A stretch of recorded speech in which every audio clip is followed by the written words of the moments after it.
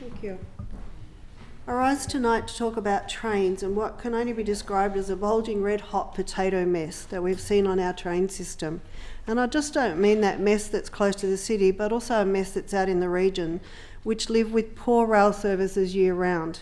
Now, it's easy for both government and opposition to blame each other, but the fact of the matter is we have an ageing rail fleet with a clogged network that is mapped on the suburbs of the 1970s.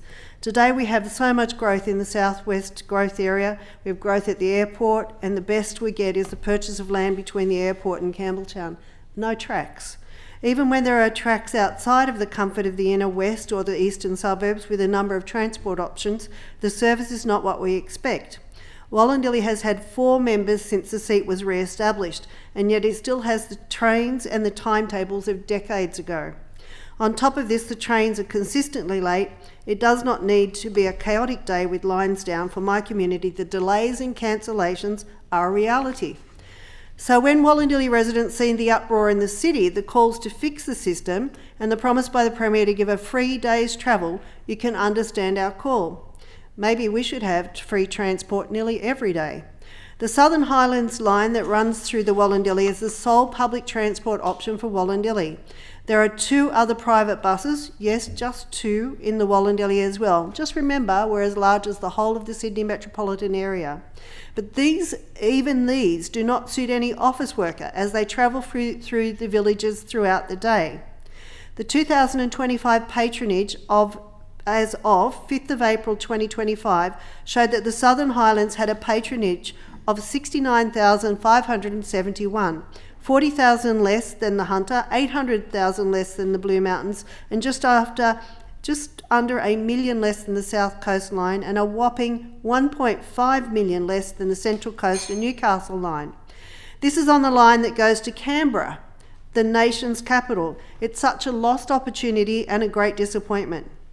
The Endeavour rail cars that service the track are diesel units built in Dandenong, and they are ageing. Many have broken seats, torn over years of use. The toilets sometimes are not working, and the trains seldom run on time. The trains are due to be replaced, and the artist's impression of new red set that will run these 3 carriages look great, but that's all we get is the nice pictures to look at, while we wait for the infrequent train that has a good chance of being late. This is in a region where tourism is premium. On a side note, I spoke to the Southern Highlands Water Polo Group in the past fortnight. With the recent discussion on pool renewal in Windsor Carriby, it's worth to note there is no full-sized indoor swimming pool, and we don't even have the option of a viable transport to travel to other areas that are fortunate enough to have the better facilities. This shows a greater need for transport and the need for more investment from the government. The need for extra services isn't a call for additional trains or replacement. Our passengers would be content with the existing rolling stock if we had a reliable timetable and the services that suit all hours.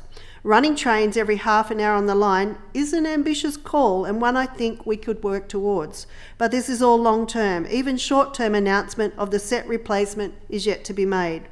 With a government that promises to do better and treat everyone the same, the answer for the people of Wollondilly is simple.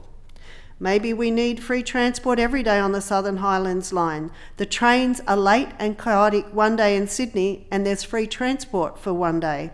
It seems right to conclude that transport should be free nearly every day in the Wollondilly and Southern Highlands, seeing that we have chaos nearly every day. I thank the member for Wollondilly.